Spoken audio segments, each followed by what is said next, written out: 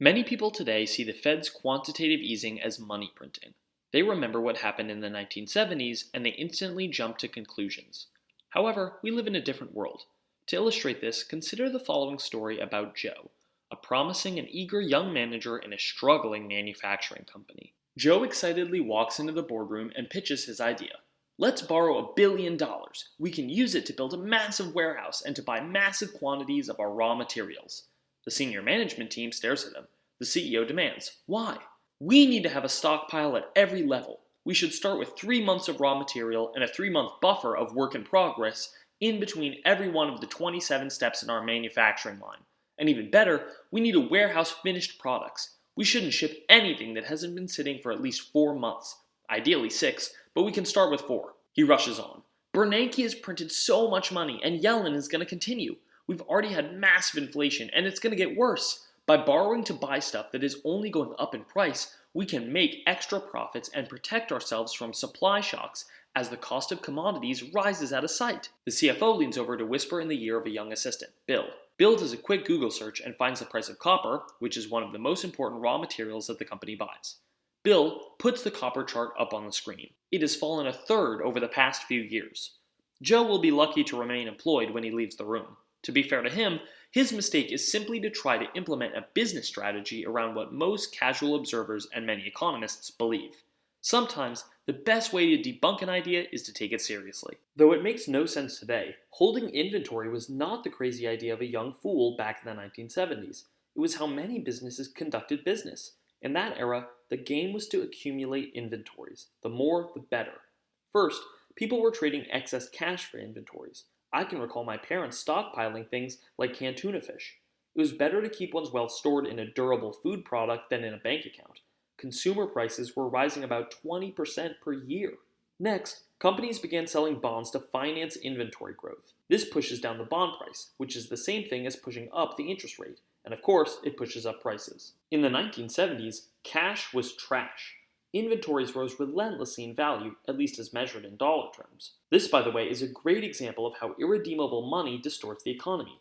You aren't producing anymore or creating any new kind of wealth, and yet you are rewarded with a profit. Now we have the opposite condition. Since the interest rate began falling in the early 1980s, companies have been finding ways to reduce inventory accumulation. The lean manufacturing movement began to gain acceptance at this time. Lean, also known as the Toyota way, defines inventory, such as work in progress sitting on a shelf, as waste. Lean is all about eliminating waste. Today, cash is king. Excess inventory quickly become obsolete. Companies are not borrowing to hold inventory, but to expand production when they can make a profit above the cost of capital. Since the interest rate keeps falling, the hurdle to get over for minimum acceptable profit keeps going lower. Think of it this way. If you manufactured handheld electronic devices, would you want to keep inventory a minute longer than you had to? Of course not, because your competitor is about to release a new model that will make your product less desirable or even unsellable. How about clothing? Cars? In the 1970s, the interest rate was rising. When a worn-out plant needed replacing, it may not have been feasible to borrow to replace it. That's because the new interest rate was much higher than at the time when the plant was first acquired, a decade or more earlier. This is the connection between the rate of interest and the rate of profit. It's impossible to borrow at a higher rate than the profit one hopes to earn. A rising rate will therefore lead to rising margins, and a falling rate to falling margins. Other than the problem of financing plant replacement, business was easy. Sleepy conglomerates had travel policies that allowed managers and executives to fly first class, even for domestic travel. With the cost of borrowing rising all the time, profit margins were expanding. And there was the kicker.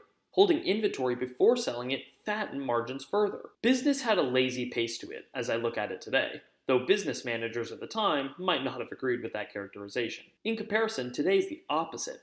Limitless oceans of dirt-cheap credit issue forth, like affluent from the world's central banks. The problem is not replacing worn-out plant when the cost of capital is higher. The problem is that every competitor has ever cheaper cost of capital. The challenge is that rapid product cycles are driving rapid obsolescence. It's harder and harder to recoup design and tooling expenses. Inventory that sits for a week may have to be liquidated at a massive discount.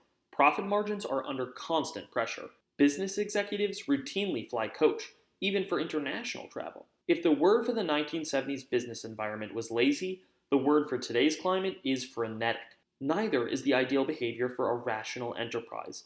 They are the direct fault of the regime of irredeemable paper money. Everyone's attention is misdirected towards prices. Is the consumer price index rising? Is it rising more than expected? How about the producer price index? Is that dropping into the dreaded D word, deflation? It's the greatest economic sleight of hand ever perpetrated. Instead of zeroing in on prices, we should be looking at the enormous distortions of our centrally banked, irredeemable currency. We have bubbles, malinvestments, insolvencies, volatility with exponentially rising debt, and derivatives outstanding. If this all sounds like a problem to you, check out the solution at monetary-metals.com. Make sure to subscribe, and we'll see you next time.